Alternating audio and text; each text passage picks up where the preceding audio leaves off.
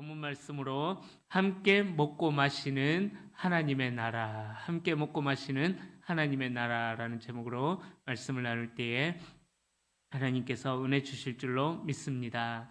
우리 앞뒤 좌우로 인사하시겠습니다. 참 잘 나오셨습니다. 하나님께서 은혜 주십니다. 아멘. 오늘 밤에 기도하는 우리 귀하신 성도님들을 통하여서 하나님께서 우리 성도님들의 가정과 또 우리 대구 성도교회에 놀라운 일들을 행하시고 또 꿈꾸게 하실 줄로 믿습니다. 우리가 계속해서 느헤미야 말씀을 매주 금요일마다 살펴보면서 은혜를 나누고 있습니다. 이 느헤미야는요 70년 동안 버려져 있던 그 바벨론 땅에서 포로 귀환으로 돌아왔던 자들이 70년 동안이나 버려져 있던 예루살렘 땅에서 하나님의 나라의 회복을 꿈꾸며 한 걸음 한 걸음 하나님께서 맡기신 사명의 길을 충성되이 달려나가는 그러한 이야기들이 기록되어져 있습니다. 자, 그렇게 하나님의 나라를 꿈꾸며 한 걸음 한 걸음씩 달려나가는 동안 하나님께서 그들 가운데 꿈을 꾸게 하셨고 또 그 꿈을 이뤄나가는데 그냥 순적하게 이루어지는 것이 아니라 또 방해도 하나님께서 역사하시면서 방해거리도 만드셔요. 그 방해거리들을 통해서 이스라엘 백성들, 특히 이 예루살렘 성벽을 재건하는 그 공동체가 어떻게 그 방해도 이겨가면서 회복되어져 나가는지 그 이야기들의 역사가 그래서 완전하게 이루어질 하나님의 나라를 소망하면서 또 우리가 이 땅에서 하나님의 나라를 살아가는 자들이 어떤 공동체를 이뤄 나가야 될 것인가 거기에 대한 꿈들을 이 느헤미야를 통해서 우리는 배울 수가 있는 것입니다. 그러기에 이 느헤미야는 70년 동안이나 버려져 있었던 그 예루살렘 땅에 새벽을 가져온 아침과 같은 그런 기적을 열었던 사람이 바로 느헤미야였습니다. 그래서 느헤미야를 살펴보면서 은혜를 나누고 있는데요. 이 느헤미야를 통해서 우리 대구 성도교회와 우리 성도님들이 어떠한 꿈을 꿔야 될지 그 꿈을 꿀 수 있는 복된 시간들이 될 수 있기를 축복합니다. 오늘 이제 4장까지 마치고 5장이 시작이 되어집니다. 이제 반 정도 반 조금 덜 미치게 해서 달려왔는데요. 느헤미야 5장은요 크게 이제 두 부분으로 나눌 수가 있어요. 두 부분으로 나눌 수가 있는데 1절부터 13절까지는 느헤미야와 백성들이 만나게 된 시련들이 어떠한 시련들, 그 시련들이 왜 일어났고 그 시련들을 어떻게 해결해 나가는가 거기에 대한 이야기를 하고 있고요. 14절부터 끝절인 19절까지는 어려움을 견뎌내며 승리한 이야기를 하고 있습니다. 자, 바벨론 포로 귀환 후에 느헤미야를 중심으로 해서 성벽 공사가 진행되던 중에 방해자들의 방해, 대적들의 방해에 대한 이야기가 느헤미야에 나오는데 2장과 4장에서 그 방해자들이 나타났습니다. 그런데 그 방해자들의 방해도 다 이겨내고 성벽 건축을 계속해서 힘을 내어서 한 손에는 지난주에 말씀드렸죠. 한 손에는 연장을 들고 한 손에는 보호하기 위한 무기를 들고 그렇게 대적들의 방해에 맞선 전쟁을 준비하면서 성벽 공사를 계속해서 힘을 다해 진행해 나가고 있습니다. 자, 그 정도 방해가 있었다면은 목숨이 위협받을 정도로 방해가 있었다면은 이제 좀 하나님께서 순탄한 길로 인도해 주시면 좋잖아요. 그죠? 외부에서 일어나는 그 방해 세력들 때문에 잠도 못 자고 그렇게 성벽 공사를 힘들게 진행해 나가고 있는데 그런데 안타깝게도 이 성벽 공사가요. 이번에는 이 5장에 들어오면은 또 어떤 방해자들이 나타나냐면은 이제 적은 내부에 있다라는 말처럼 내부의 적들이 또 이 성벽 공사하는데 방해가 되고 있다라는 것입니다. 그러니까 어려움이 그만 왔으면 좋겠지만 끊임없이 계속해서 파도처럼 몰려오고 있는 거예요. 하나를 이기고 나면은 또 하나의 어려움이 몰려오고 그거 넘기고 나면은 또 몰려오고 계속해서 방해가 찾아옵니다. 자, 대적들의 위협 속에서 한마음으로 단결했던 유다 백성들은 이제 내부의 어려움들로 인하여서 뜻밖의 위기를 만나게 되었다라는 것입니다. 자, 이스라엘 백성들의 이 내부의 어려움은 어디서부터 시작이 되었는가 살펴보겠습니다. 예루살렘 성벽의 건축을 위해서 귀환 자들이 이제 예루살렘으로 모여듭니다. 그런데 그 예루살렘 땅이 넓은 땅이 아니었거든요. 그러다 보니까는 귀환 자들이 다 성벽 공사에 마음을 모으고 헌신하고, 2장에서 봤었죠. 족보 이야기, 누가 뭘 했고 그 많은 사람들이 모여가지고 힘써 성벽 공사를 중수해 나가다 보니까는 그 좁은 땅에 많이 모여 살다 보니까는 첫 번째 위기가 닥치는데 식량난의 위기가 닥치는 거예요. 많은 사람들이 모여 있으니까는 식량에 대한 문제가 생겨버렸던 것입니다. 또 그리고 남자들이 성벽 공사에 모두 동원되다 보니까는 가정이 심각할 정도로 생존의 위기까지, 그러니까 요즘 말로 하면 돈을 벌고, 이 당시 때 농사를 지어야 될 남자들이 다 성벽 공사에 동원이 되다 보니까는요, 가정이 이제 생존 위기까지 처해지게 되었다라는 것입니다. 성벽 공사에 다 동원되다 보니까는 농사 짓는 사람들의 숫자도 줄어들고, 또 그렇다고 해서 대적들의 방해가 멈춘 것도 아니에요. 성벽 공사가 순조롭게 진행되는 그런 것도 아니었다라는 것입니다. 자, 이런 상황에서 대적들이 있으니까 늘 밖에 진을 치고 있으니까는 성벽 밖으로 나가서 농사를 지을 수도 없는 그런 상황인 거예요. 그러니까 성벽 안에서, 그 성 안에서 계속해서 성벽 공사를 진행하며 있는 음식으로 먹고 사는 그런 상황이 되었던 것입니다. 자, 거기에 설상가상으로 흉년까지 닥쳐온 위기가, 그러니까 계속해서 쓰나미처럼 이 위기와 어려움들, 곤란함들이 계속해서 몰려오고 있다라는 것입니다. 또 다른 문제가 또 있어요. 그 문제뿐만 아니라 이제 당시 메데바사라고 페르시아와 같은 나라였는데, 당시 세계에서 가장 강력한 국가였던 메데바사 정부가 지배했던 모든 속국이라고 하죠. 그 속국들로부터 그 세금을 좀 과도하게 세금까지 받고 있었어요. 자, 그러니까 이런 어려운 상황 속에서, 이런 어려운 배경 속에서 이스라엘 유다 백성들이 힘써서 성벽 공사를 중수해 나가고 있는 그런 상황입니다.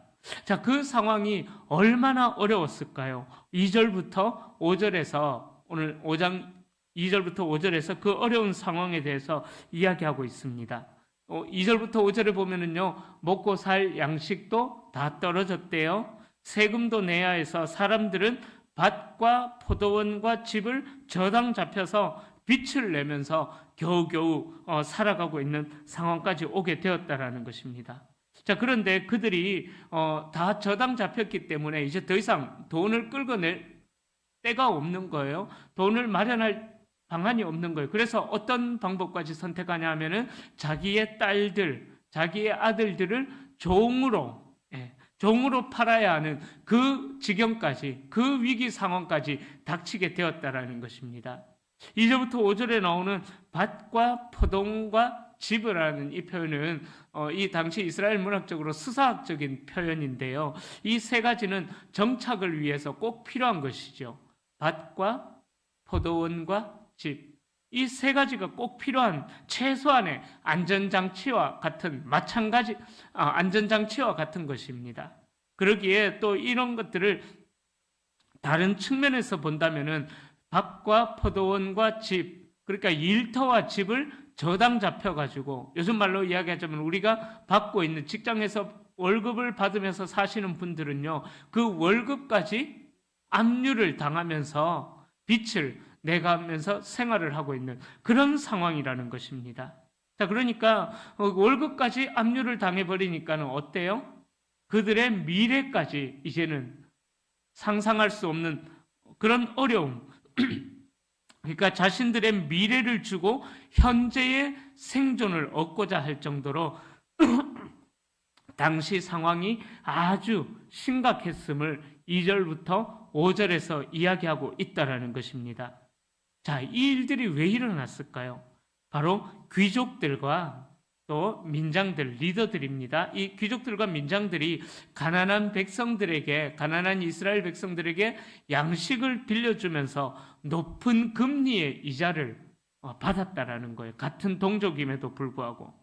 그러니까 그들이 백성에게 지은 짐은 가난한 백성들이 최후의 수단까지 내어놓아야 할 정도로 같은 동족임에도 불구하고 이들이 그 가난한 동족들로부터 착취를 하고 있었다라는 것입니다. 1절 뒷부분에 나오는 유다 사람들 나오죠. 1절 뒷부분에. 1절 뒷부분에 나오는 유다 사람들은요, 바벨론에서 귀환한 사람들 중에 그나마 좀 부유한 사람들이라고 보시면 되시겠습니다. 왜냐하면은 이 바벨론 땅에서 약 150년 정도 살았기 때문에 어느 정도 이제 부를 갖추게 된 사람도 있었다라는 거예요. 자, 그들이 돌아왔어요. 그런데 그 부유한 사람들만 돌아온 것이 아니라 느헤미야가 비전을 던져주고 그 비전에 이끌려서 사명감을 가지고 함께 돌아온 백성들 중에는 가난한 백성들도 있다라는 것입니다. 그래서 뒤에 나오는 유다 사람들은 부유한 계층이고 앞부분에 나오는 백성들은 이 부유한 사람들 밑에서 소작농으로 일하던 그런 사람들이라고 이해하시면 되시겠습니다. 그러니까 이 부유한 사람들이 가난한 사람들을 착취하면서 높은 금리를 받으면서 그렇게 위기를 만들어 버렸다라는 것입니다. 바로 이것이 이 유다 백성들을 분열시키는, 마음을 어렵게 만드는 그러한 첫 번째 원인이 되었다라는 것입니다. 그러니까 쉽게 말하자면은 백성들 사이에 부익부 빈익빈, 이 현상으로 인하여서 이 유다 백성들이 마음을 모아야 할 그때쯤에 마음이 나눠져 버리게 되었다라는 거예요.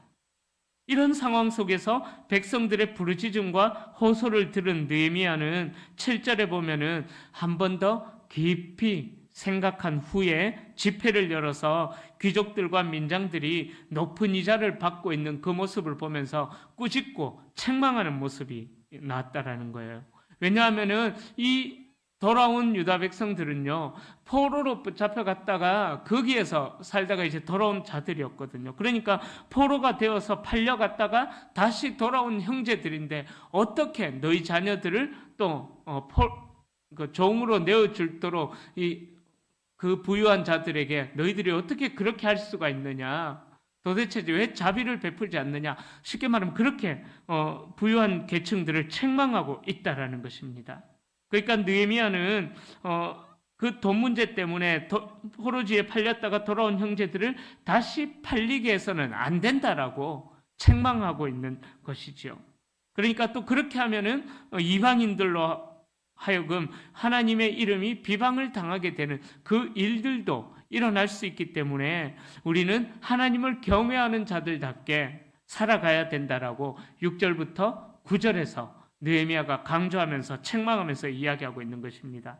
그래서 10절에서는 느헤미야가 자신과 측근들, 자신의 종자들은 그런 높은 이자를 아예 이자를 받지 않겠다라고 말하죠. 그리고 나서 11절에 나도 느헤미야도 그렇게 하니까 귀족들과 민장들도 백성에게서 취한 담보물과 또 빌려준 것의 100분의 1, 그 100분의 1이 얼마 되겠습니까? 그죠? 그래도 그거라도 돌려줘서 최소한 생활을 할 수 있도록 해야 된다라고 그 공동체의 리더였던 느헤미야가 부유층들에게 책망하고 있다라는 것입니다. 자, 느헤미야는 그렇게 공동체에 찾아온 내부의 어떤 분열을 그렇게 지혜롭게 극복해 나가는 모습을 보여준다라는 것입니다. 이렇게 공동체의 위기를 극복해 나가는 느헤미야와 유다 백성들의 모습을 보면서 우리는 무엇을 배울 수가 있겠습니까? 몇 해 전에 요즘도 전셋값이 아주 높죠, 그죠? 전셋값이 천정부지로 치솟던 그 시절에 어느 교회에서 이런 제안을 했습니다. 목사님이 설교를 하는데 성도님들 형편이, 저도 한번 이야기를 했던 것 같은데요. 성도님들 교회가 어느 정도 성도님들이 어느 정도 형편이 괜찮으시다면은 먹고 사실 만하다면은 성도들에게 시세 핑계 대면서 전세값을 올리지 말아라라고 그렇게 목사님이 설교를 했던 교회가 있습니다.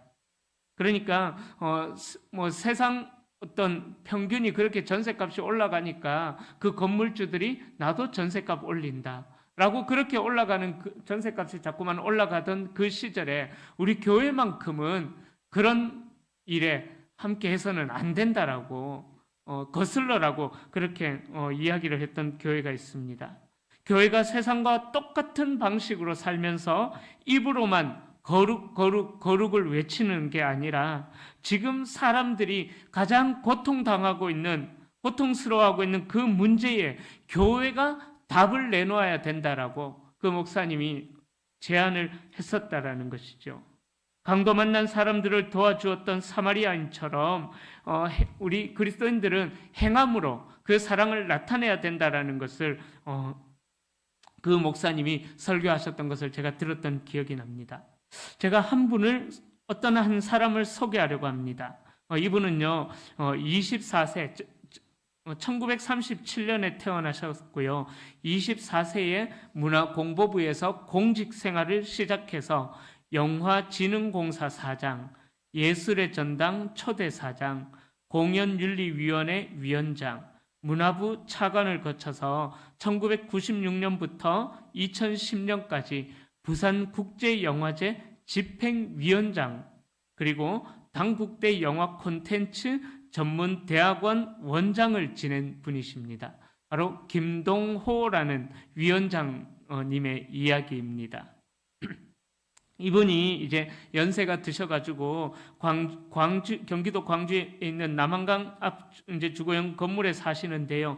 2층에 그 건물 2층에 젊은 셰프들, 젊은 요리사들이 운영하는 레스토랑이 있었습니다. 그 레스토랑에다가 월세를 내주는 거예요. 그런데 이 김동호 위원장님이 책정해 놓은 월세가 참 독특한 월세 방식을 책정해 놨습니다. 월세는 지정을 해놨는데 어떻게 지정해 놨냐면은 순수입의 10%를 월세로 내야 된다. 그리고요, 두 번째 조건은 최대 월세 금액은 200만 원을 넘지 않는다. 아주 독특한 월세를 책정해놨어요. 순수입의 10%, 거기다가 최대 금액은 200만 원을 넘지 않는다. 그러니까 어떤 말이냐면은 한 달에 100만 원 수익이 나왔으면 10만 원의 월세를 받고요. 한 달에 3천만 원의 수익이 났으면은 200만 원 이상 안 받는다는 거예요. 1억 원의 수익이 나도 200만 원만 월세를 최대 금액 200만 원만 받는다는 거예요. 그 레스토랑에 사람들이 줄을 서서 지금도 하여튼 줄을 서서 대기했다가 먹을 정도로 아주 장사가 잘 되는 레스토랑입니다. 그래서 사람들이 위원장님에게 왜 그렇게 하세요? 수익이 좀 났으니까 월세를 좀 더 받아도 되지 않나요? 그러니까는 그렇게 물어보면은 그 김동호 위원장이 그렇게 이야기를 했다고 해요. 그게 가장 적당한 거 아닌가요? 그렇게 이야기를 했대요. 이 이야기를 읽으면서 이 김동호 위원장님의 이야기를 읽으면서 참 대단한 분이다 싶은 생각이 들었습니다. 우리 성도님들 중에 건물주 좀 계시죠? 저물주보다 더 높다는 건물주분들이 좀 계시죠? 이 이야기에 좀 도전을 받을 수 있기를 바랍니다. 좀 더 가까운 이야기를 한번 해보겠습니다. 제가 대구를 떠났다가 10년 만에 돌아왔어요. 10년 만에 돌아왔는데 오늘 낮에 대구의 더위를 살짝 경험했습니다. 벌써부터 이 대구가 땀이 흐를 정도로 덥더라고요. 대구 참 덥죠. 그런데 몇 해 전에 여러분들 뉴스에서도 한 번쯤은 들으셨을 건데 아파트 입주민들이 경비실에 에어컨을 설치하느냐 설치하지 않느냐 그것 때문에 논쟁을 벌였던 사건 뉴스에서 보신 분들도 아마 계실 것입니다. 입주민들의 결정에 따라서 경비원들은 그 찌는 듯한 삼복더위에 찜통 같은 경비실에서 일할 수도 있고, 또 아니면은 살인적인 더위를 피해가며 건강하게 시원한 곳에서 일할 수 있게 되기도 합니다. 여러분, 아파트 경비실에 에어컨 설치해야 될까요? 하지 말아야 될까요? 해야 되죠. 그죠? 우리 가족이라면은, 그죠? 가족이라면은요. 김균진 씨가 쓰신 역사와 김균진 씨라는 분이 계시는데 역사의 예수와 하나님 나라라는 책이 있습니다. 제가 그 책을 읽으면서 참 많은 도전을 받았어요. 연세대학교 출판부에서 출판한 책이었던 걸로 제가 기억을 하는데 참 많은 도전을 받았습니다. 그 책에 이런 내용이 있어요. 잘 들어보세요. 예수는 현실의 구체적인 문제들을 망각하고 내면의 세계로 도피하지 않는다. 다시 한 번 더요. 예수는 현실의 구체적인 문제들을 망각하고 내면의 세계로 도피하지 않는다. 예수는 소위 내적인 명상가가 아니었다. 그는 그 사회의 문제들과 관계한다. 그는 부패하고 불의한 지도자들을 비판한다. 그는 여우 같은 헤롯에 대하여, 바리새인과 서기관들의 종교적인 가식에 대하여, 강도의 소굴이 된 예루살렘 성전에 대하여, 여리고로 내려가다가 강도를 만난 사람에 대하여, 세례 요한의 죽음에 대하여, 하나님 나라에 들어가기 어려운 부자들의 횡포에 대하여, 로마 황제에게 바치는 세금에 대하여, 자기의 생활비를 전부 바친 어느 과부의 어려운 생활과 깊은 신앙심에 대하여 잘 알고 있었다. 예수는 종교적 명상과 환상 속에 살면서 환상적인 것을 가르치는 환상적인 존재, 비현실적 존재가 아니라 철저한 현실적인 존재였다. 예수가 선포한 하나님의 나라는 예수의 역사적, 사회적 상황과 아무 관계없이 일어난 소위 종교적이고 신비한 그 무엇이 아니라 그의 역사적, 사회적 상황 속에서 실현되고자 하는 것이었다. 그것은 이 상황을 있는 그대로 방치한 채 홀로 실현될 수 있는 것이 아니라 이 상황을 하나님의 뜻과 목적을 향하여 변화시킴으로써 실현된다. 이 글귀를 읽으면서 제가 참 큰 도전을 받았습니다. 바로 이 김균진 씨라는 분이 이야기하는 예수님은요, 추상적인 이야기를 하는 분이 아니라는 거예요. 예수님은 우리 사람들, 이 땅에 죄로 인해 고통받고 있는 그 사람들의 현실적인 문제를 해결해 주기 위한 예수였다라고 이야기를 하고 있다라는 것입니다. 예를 들자면은 그 갈릴리 벳세다 광야에서 오병이어와 같은 기적들이죠. 또 눈이 안 보여서 앞을 못 보는 그 눈먼 장인들의 눈을 뜨게 해주는 것, 말 못하는 이들의 입을 열어주는 것, 듣지 못하는 이들의 귀를 열어주는 것, 걷지 못하는 자들이 걷게 만드는 것, 더 나아가서 죽음 가운데 있었던 그 자들이 생명을 얻게 되는 것. 우리 예수님은요, 이 땅에 처한 어려운 현실, 또 비합리적인 종교 지도자들, 그런 자들에게 대항하면서 어려운 현실에 처한 자들을 살펴보고 그들에게 생명을 전해주는 그런 일들을 행했다라는 것입니다. 바로 그 예수님께서 선포한 하나님의 나라는 이 땅의 사회적인 상황과 아무 관련이 없는 것이 아니라는 것을 그 책에서 이야기했던 거예요. 사랑하는 성도님들, 하나님의 나라가 우리의 아름다운 몇 마디 말로 이루어질 수가 있을까요?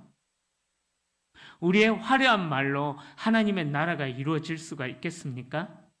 아니면은 대형 교회에서 하고 있는 멋들어진 어떤 잘 세련되게 잘 기획된 프로그램들, 그런 것들로 하나님의 나라가 임할 수가 있을까요? 저는 아니라고 생각합니다. 하나님의 나라를 단지 우리의 아름다운 말이나 몇 가지 프로그램으로 추상화시켜서는 안 된다라는 것입니다. 어떤 어떤 의미일까요? 하나님의 나라는요, 일상에서 만나게 되는 가난한 사람들, 연약하고 소외된 사람들이 존중을 받을 때 하나님의 나라가 그들 가운데도 임하게 된다라는 것입니다. 그 하나님의 나라는 우리의 이웃들과 관련해서 내리는 결정들을 통해서 하나님의 나라가 임한다라는 거예요. 오늘 본문에 나오는 느헤미야가 그러했습니다. 가난한 자들이 부자들의 횡포에 어려움을 당하고 자기의 자녀들까지 종으로 팔아서 빚을 갚아야 하는 그 현실을 보고 이 느헤미야가 거룩한 분노를 표출한 거예요. 어찌 너희들도 포로지에 있다가 돌아왔으면서 어떻게 같은 동족의 자녀들을 종으로 팔려고 하느냐? 거룩한 분노를 일으켰다라는 것입니다. 여러분, 앞에서 제가 예로 들어드렸던 이 몇 가지 이야기들이요, 그 김동호 위원장님 이야기나 또 에어컨 이야기나 경비실 이야기나 또 김균준 씨가 쓰신 이런 책에 나오는 이야기나 이런 이야기들을 볼 때 우리 성도님들, 내가 그 돈이 아니어도 조금 살아가는데 어려움이 없으시다면은요, 세입자들의 전세금이나 월세를 올리지 않고 지내게 해보는 거예요. 그래서 저는 말씀드렸는데 저희 아버님을 참 존경해요. 20년 전에 그 월세를 아직도 한 푼도 올리지 않고 오히려 더 어려운 시대라고 더 깎아주는 저희 아버님이 참 저는 존경스럽습니다. 제가 아무리 더 올려받아라 국민연금만으로 사시거든요. 목사다 보니까는 용돈도 많이 못 드리고 그래서 국민연금만으로 사시는데 월세 좀 올려받아도 되는데 안 그러시더라고요. 예. 여러분, 세상 물정과 시세를 기억하셨으면 좋겠어요. 세상 물정과 시세를 악착같이 따라가면서 하나님의 나라를 말한다는 것, 저는 불가능하다라고 생각합니다. 하나님의 나라와 하나님의 나라는요, 세상 물정과 시세를 거슬러야 된다라는 것입니다. 그러기에 오늘 본문에 나오는 느헤미야는 분노할 충분한 이유가 있었다라는 것입니다. 그는 7절에서 깊이 생각하고라는 말에서 볼 수 있는 것처럼 이 일을 어떻게 해결해야 될까? 하나님 앞에서 충분히 묵상하고 생각하고라고 했지만 저는 기도했다라고 저는 생각을 합니다. 왜냐하면은 그 당시에는 백성 전체가 하나 되어서 이 성벽 공사를 완공해 나가야 되는 그런 시점이었기 때문인 거예요. 그렇기 때문에 부자도 상처받으면 안 되고요, 가난한 자도 상처받으면 안 된다라는 거예요. 그런 자리에, 그런 그들을 이끌어가는 리더의 자리에 있었던 느헤미야가 얼마나 마음의 부담이 컸겠습니까? 그러나 명백한 불의를 외면해서는 안 되었다라고 느헤미야는 생각하면서 느헤미야는 백성들의 죄를 꾸짖고 하나님의 공의를 드러내기로 결단했다라는 것입니다. 여러분, 우리가 하나님의 의, 하나님의 공의, 그런 것들을 이야기할 때요, 그 의와 공의가 뭐냐 하면은 이 세상의 법들을 지키는 것도 있지만은요, 하나님의 공의는 뭐냐 하면은 가난한 자와 연약한 자와 과부와 고아들, 나그네들을 잘 보살피고 섬기는 것, 이것이 바로 하나님의 공의를 실천하는 우리의 행위가 된다라는 것입니다. 하나님의 율법에서 그것을 이야기하고 있는 거거든요. 그래서 느헤미야는 본이 되지 못하고 있는 귀족과 민장들과 그 모든 리더들을 공개적으로 그들의 죄를, 폭리를 취하고 있는 그들의 죄를 지적하면서 그들을 책망했다라는 것입니다. 느헤미야는 이방인에게 이방인, 그러니까 그 대적들에게 비방받아서는 안 된다라고 강조하면서 우리가 이렇게 하지 말자라고 단호하게 대처했다라는 것입니다. 그런 성도님들, 하나님을 경외하는 자답지 못하게 이웃에게 불의하게 대하고 그런 사람들은요, 또 하나님의 나라를 경험할 수가 없고 또 더 나아가서 신앙 공동체에도 해를 끼칠 수도 있다라는 것입니다. 그러면 어떻게 될까요? 하나님의 일은 중단되어져 버리고 더 이상 역사는 나타나지 않는다라는 거죠. 이때까지 진행해 왔던 이 모든 일들은 물거품이 되어버리고 마는 것입니다. 그리고 우리가 어리석고 불의하게 살아갈 때 이를 꾸짖어주는 원로들도 필요하다라는 거예요. 느헤미야가 유다 공동체의 잘못을 하나님의 이름으로 꾸중했듯이 성도님들도요, 말씀으로 훈고해주고 또 말씀으로 위로와 격려를 해주고 그렇게 세워나가는 영적인 지도자도 있어야 하는 것입니다. 바라기는 우리 연로하신 장로님들, 권사님들이 우리 대구 성도교회에서 그런 리더자의 역할, 이런 느헤미야와 같은 리더자의 역할을 감당해 주시기를 축복합니다. 우리 젊은 세대들이 하나님의 말씀대로 살지 않는 것을 볼 때에 그냥 냅두지 마시고 좀 불러서 책망도 해주십시오. 우리 장로님들, 권사님들 책망도 해주시고 너희가 이렇게 살아서는 어떡하냐 라고 책망도 좀 해주시고. 근데 우리 교회 젊은 성도님들은 다 잘 살고 계시는 것 같아요. 정말 일당 100의 역할을 하면서 충성을 하고 있어가지고 제가 이런 말씀 드리기도 좀 죄송스럽다 생각이 드네요.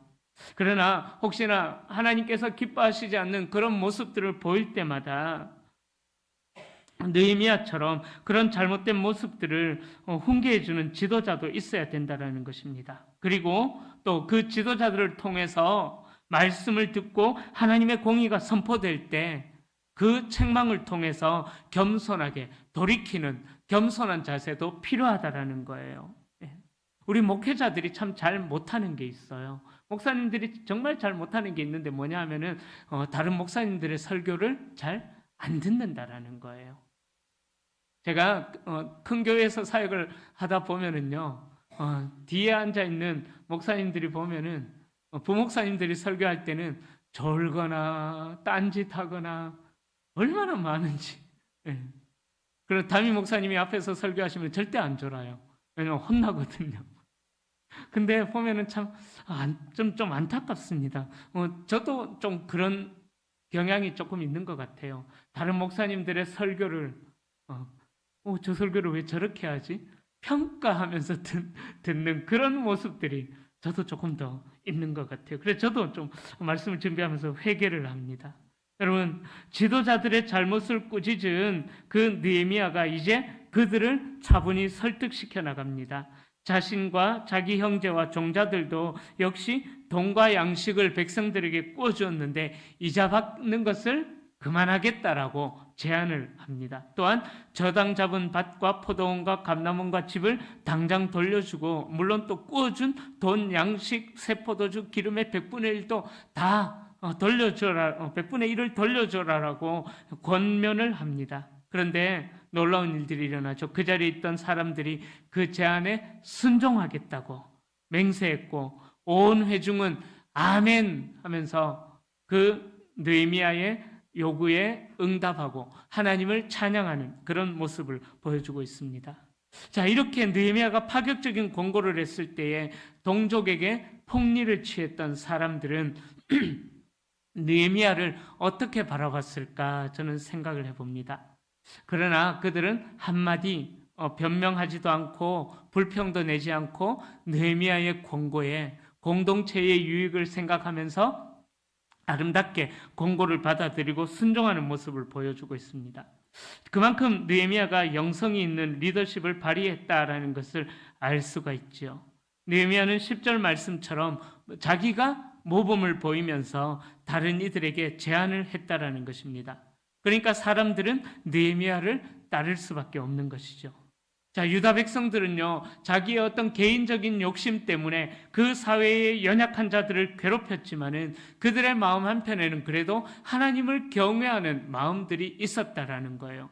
그 마음들이 있으니까 느헤미야의 권고를 들었을 때에 그들이 그 폭리를 취하던 자리에서 돌이키고 연약한 자들을 보살피고 순종하는 자리로 나아갔다라는 것입니다.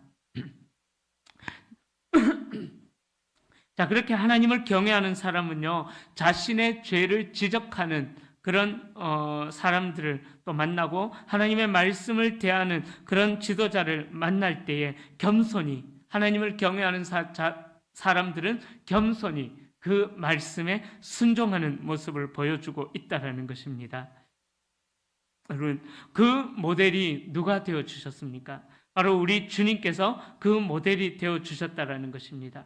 우리 주님께서는 가장 높으신 분이심에도 불구하고 가장 낮은 인간의 모습을 입고 이 땅에 오셔서 가질 수 있고 누릴 수 있는 모든 권한들을 다 포기하고 섬김의 자리에 있어 주셨다라는 것입니다.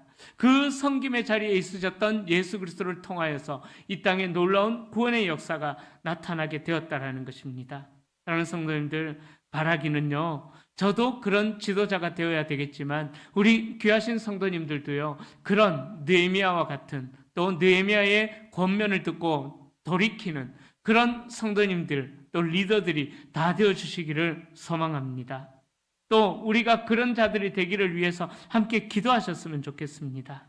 이제 말씀을 정리하겠습니다. 오늘 우리가 읽었던 이 본문에서는요, 부의 불균형, 부익부 빈익빈의 현상으로 나타나는 그 불균형의 문제에서 비롯된 공동체의 심각한 분열들을 오늘 우리에게 보여주고 있습니다. 포로기 전에 있었던 이스라엘의 악한 모습, 이들이 포로지에서 귀환한 공동체에서 또다시 나타났다라는 거예요. 이사야 5장 8절부터 10절에 보면은 이렇게 말씀합니다.